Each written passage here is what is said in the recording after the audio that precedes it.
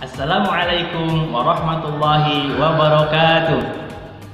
Bismillah, alhamdulillah, wassalatu wassalamu ala rasulillah, amma ba'du. Apa kabar antum semuanya hari ini? Alhamdulillah, luar biasa, Allahu Akbar, yes. Kembali bersama Pak Dadan pada pelajaran PPKN. Insya Allah kita akan belajar bersama tentang kedudukan dan fungsi Undang-Undang Dasar Negara Republik Indonesia tahun 1945 dalam sistem hukum nasional. Mengawali pembelajaran kali ini, marilah kita membacakan basmalah bersama-sama. Bismillahirrahmanirrahim. Selanjutnya Bapak akan menyampaikan firman Allah Subhanahu wa taala yang termaktub dalam Al-Qur'an surah Al-Maidah ayat 50. A'udzu billahi minasyaitonir rajim. Afa hukmal jahiliyyati yabghun wa man ahsanu minallahi hukman liqaumin yuqinun. Yang artinya, apakah hukum jahiliyah yang mereka kehendaki, dan hukum apakah yang lebih baik daripada hukum Allah bagi orang-orang yang yakin. Dalam ayat ini dijelaskan bahwa bagaimana kita senantiasa berhukum dengan hukumnya Allah Subhanahu wa taala, yaitu hukum yang bersumber dari Al-Qur'an dan As-Sunnah dan juga ijma dan qiyas, bukan dengan hukum-hukum selain hukum Allah Subhanahu wa taala. Pertama, pembukaan Undang-Undang Dasar Negara Republik Indonesia tahun 1945, bahwa pembukaan merupakan sebuah konstitusi, bukanlah sebuah rumusan pasal-pasal hukum tata negara, tetapi merupakan sebuah norma-norma dasar yang memperkuat daya ikat pasal-pasal dalam konstitusi. Pembukaan Undang-Undang Dasar Negara Republik Indonesia tahun 1945 bagi bangsa Indonesia itu merupakan sumber motivasi dan inspirasi, tekad, semangat, serta cita-cita hukum dan moral yang selalu ditegakkan. Nah, dengan demikian, Undang-Undang Dasar ini memberikan landasan yang kokoh untuk keberlangsungan negara Indonesia. Yang pertama, kedudukan pembukaan Undang-Undang Dasar Negara Republik Indonesia tahun 1945. Itu berkedudukan sebagai tertib hukum Indonesia. Yang kedua, bahwa pembukaan Undang-Undang Dasar Negara Republik Indonesia tahun 1945 memuat pokok kaidah negara yang fundamental. Nah, pembukaan Undang-Undang Dasar ini merupakan bagian yang sangat penting dari sejarah bangsa Indonesia. Itu ya. Maka semua produk hukum di Indonesia itu seperti undang-undang, peraturan pemerintah, dan peraturan presiden itu harus dilandasi dan bersumber pada Undang-Undang Dasar Negara Republik Indonesia tahun 1945. Ketiga, sistematika Undang-Undang Dasar Negara Republik Indonesia tahun 1945. Nah, berikut sistematikanya adalah: yang pertama, pembukaan yang terdiri dari 4 alinea. Yang kedua, terdiri dari 21 bab, 73 pasal, 170 ayat, 3 pasal aturan peralihan, 2 pasal aturan tambahan. Sifat Undang-Undang Dasar Negara Republik Indonesia tahun 1945 yaitu memiliki 4 sifat. A. Tertulis bahwa rumusan Undang-Undang Dasar ini tercantum jelas dan menjadi sumber hukum yang mengikat seluruh warga negara Indonesia. B. Singkat, bahwa Undang-Undang Dasar ini memuat aturan-aturan pokok bagi penyelenggaraan negara. C. Supel, bahwa Undang-Undang Dasar ini disusun dengan isi yang dapat dikembangkan jika diberlakukan.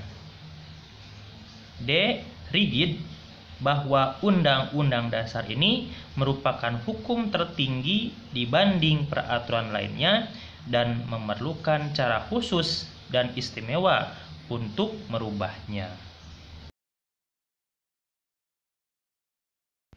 Yang kelima, fungsi Undang-Undang Dasar Negara Republik Indonesia tahun 1945.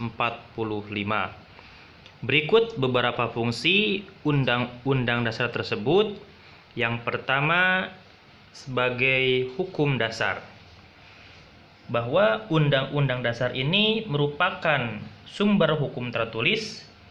Setiap produk hukum, bahkan setiap tindakan atau kebijakan pemerintah, baik tertulis maupun tidak tertulis, pada akhirnya harus dapat dipertanggungjawabkan sesuai dengan ketentuan Undang-Undang Dasar ini dan bermuara pada Pancasila sebagai sumber dari segala sumber hukum negara.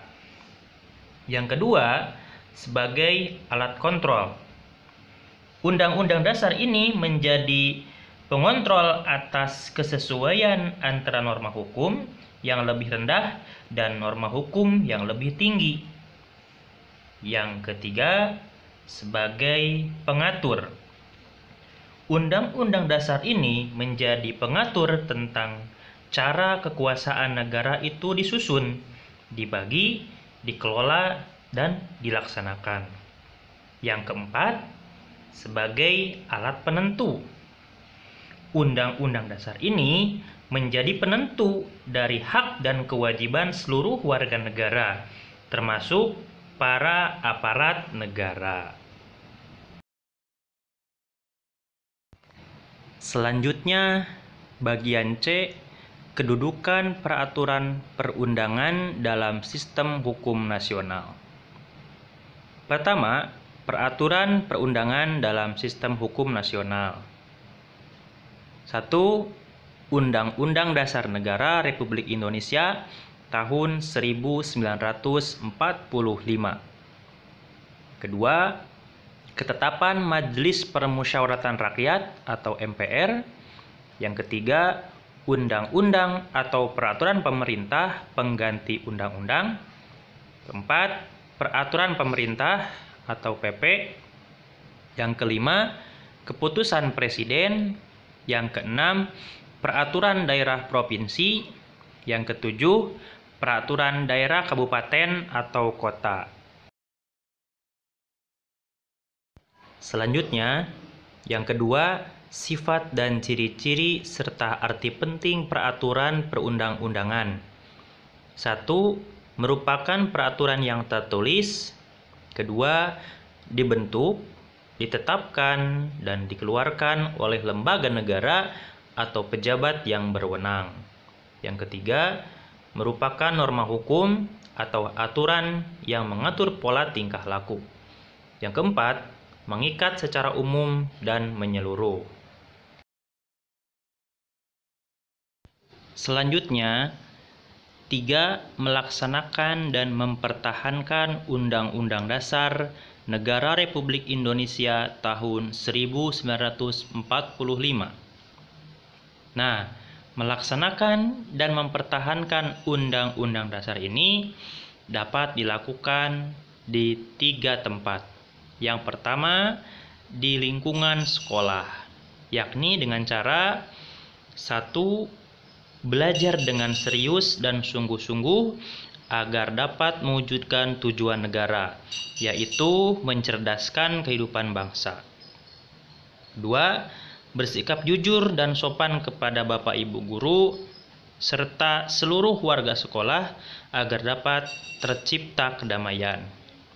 Yang ketiga, menghargai pendapat teman sebagai wujud dari keadilan dalam berpendapat dan mengemukakan pendapat.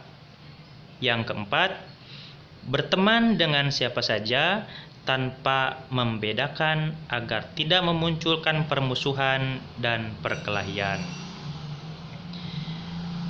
Yang kedua, dapat dilaksanakan di lingkungan tempat tinggal, yaitu dengan cara menghormati dan menyayangi seluruh anggota keluarga. Yang kedua, bergaul dengan tetangga tanpa membeda-bedakan. Yang ketiga, bermusyawarah dengan anggota keluarga maupun tetangga untuk memutuskan masalah bersama sehingga tidak terjadi permusuhan. Yang keempat, mengikuti kegiatan yang dilaksanakan di lingkungan sekitar tempat tinggal. Yang kelima, ikut serta dalam menjaga keamanan dan ketertiban lingkungan sekitar. Ketiga, dapat dilakukan di lingkungan masyarakat. Yang pertama, bisa dilakukan dengan cara memberikan bantuan dalam berbagai bentuk kepada fakir miskin yang membutuhkan. Yang kedua, memberikan bantuan pengetahuan dan keterampilan bagi orang yang membutuhkan sebagai upaya untuk meningkatkan kesejahteraan orang tersebut.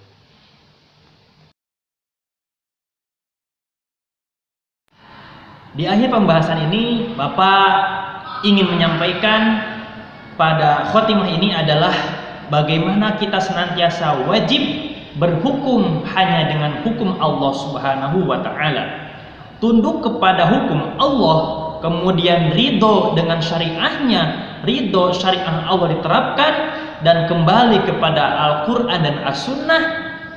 Ketika terjadi suatu perselisihan, maka itu semua adalah merupakan suatu konsekuensi keimanan dan penghambaan kita kepada Allah Subhanahu wa Ta'ala.